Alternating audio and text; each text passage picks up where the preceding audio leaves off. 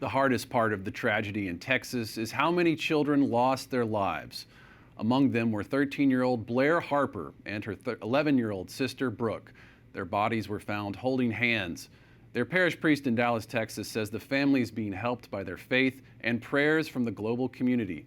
Father Joshua Whitfield also reflects on what he will remember most about Blair and Brooke. Brightness, fun. The girls were part of us. It's a huge parish, a huge school, and they were in the middle of it. Annie, their mom, is a teacher at our school, and they served at mass, and I mean, look at the smiles, I mean, that's their legacy, reminding us not to take for granted the beauties that God gives us in each other.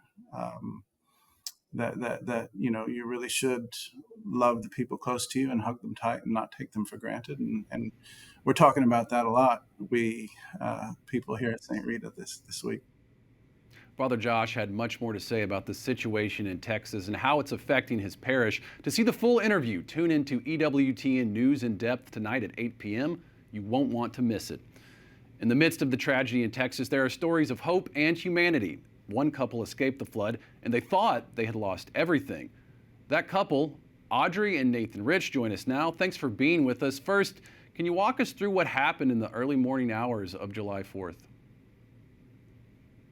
So pretty much we just woke up like a normal day. We were gonna have some barbecue, hang out with my wife's parents, and none of that happened.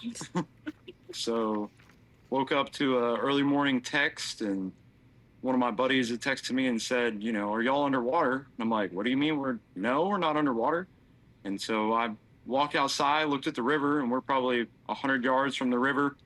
And it was very rapidly getting closer to our house.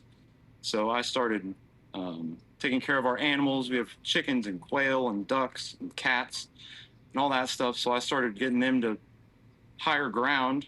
And while I was doing all that, another one of our friends called me Audrey at 7:45, called me and he's like, wake up. And I'm like, why? It's 7 o'clock in the morning. It's like, look out the front door. And it's right on the porch already. And I'm like, oh goodness. So I go to move my car and get back in the house, and I'm already in mid-calf water, and I was packing a bag, and we barely got out without it being waist high. So we were just lucky to be alive. And yeah.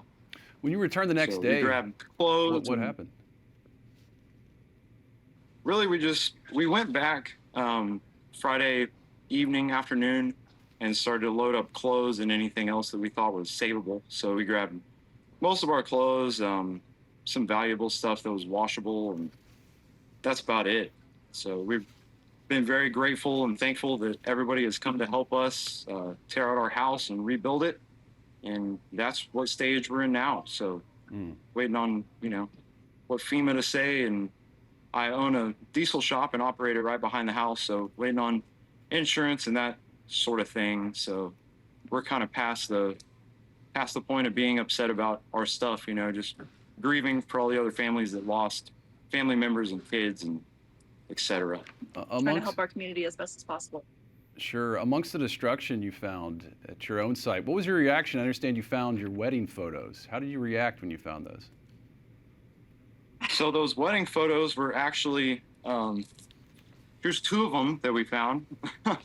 So they were actually in an end table in our living room, and that table had washed out of the front door and then probably 100 yards over under a carport.